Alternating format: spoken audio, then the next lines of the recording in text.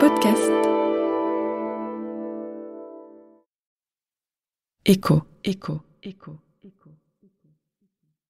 2012, Gabriel Cohn-Bendit et le recrutement des profs. Bonjour, je suis Florence, journaliste à l'INA.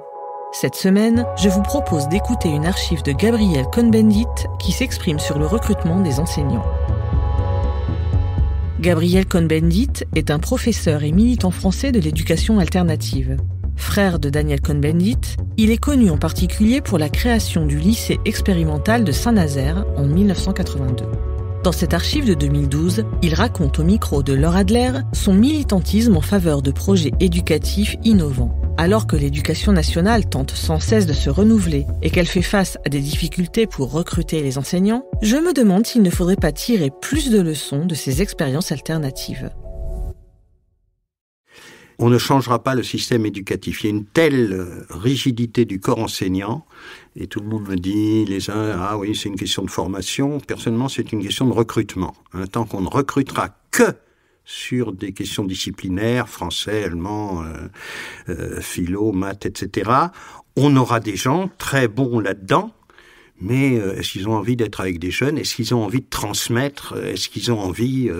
Sûrement pas. Et est-ce qu'ils ont peur ou pas des élèves? Et aujourd'hui, on se rend compte que un grand nombre d'enseignants ont peur d'aller à l'école. En banlieue et tout, peur.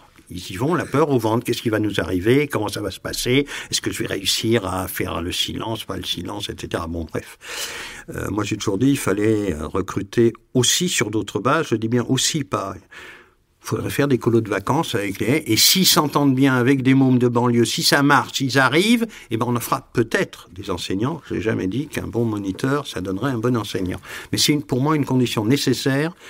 Donc c'est une nature, une vocation de pouvoir... C'est une vocation d'être... Éduquer des enfants. Voilà, d'être bien avec eux, de comprendre qu'ils ne comprennent pas, et pas d'avoir été un bon petit élève, ce que sont la plupart des enseignants, et qui ne comprennent pas, qu'on ne comprend pas, et que ça ne vous intéresse pas ce qu'on fait à l'école, alors qu'ils étaient bons élèves, donc ça les intéressait, ils avaient de bonnes notes, etc.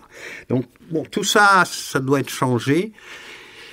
Et je ne crois pas qu'on changera vite le corps enseignant, donc il faut s'appuyer. Il y a une minorité, alors ça dépend de mon état de lucidité, parfois je dis une minorité, parfois plus lucide, je dis une petite minorité, et quand je suis déprimé, je dis une infime minorité d'enseignants qui ont envie de bouger. Vous êtes rarement déprimé. Voilà. Dans ce domaine, si... Je suis assez pessimiste. Mais bon, il y a en tous les cas des enseignants qui sont prêts à bouger, à faire autre... Mais ils doivent être en équipe. On ne peut pas être le seul enseignant qui a envie de bouger dans un établissement. On se fait traiter de démagogue, de tout ce qu'on voudra. Il faut réunir ces gens-là et leur permettre de développer d'autres pratiques avec les élèves et de voir au bout de quelques années si ça marche. Et moi je dis, il y a des écoles primaires, et je donne toujours l'exemple, alors là, d'une école Freinet à Mont-Saint-Barreuil, je me souviens, un ami, Freinet, a réussi à monter avec que des collègues Freinet. C'était une école terrible, dans un quartier terrible, où il y avait tout à l'école primaire, du deal, du machin, de l'absent. Il n'y a plus de problème dans cette école, il n'y a plus de problème. Alors tous ne sont pas passionnés par l'école, mais personne ne sort sans savoir lire et écrire. C'est pas possible. Un élève qui, au bout de 5 ans, ne sait rien, l'école en est responsable, sauf déficit très grave. Bon.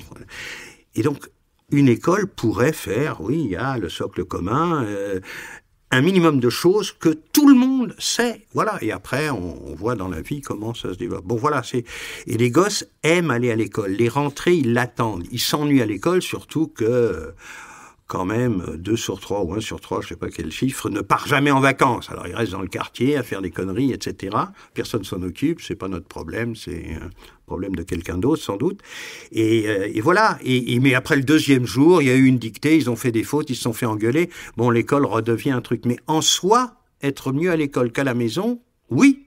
Il suffit après de leur faire des choses qui peuvent les passionner, les intéresser, voilà. Et ça, on le fait pas. Voilà, je reste convaincu que notre système scolaire est un des pas bons. Merci d'avoir écouté cet épisode.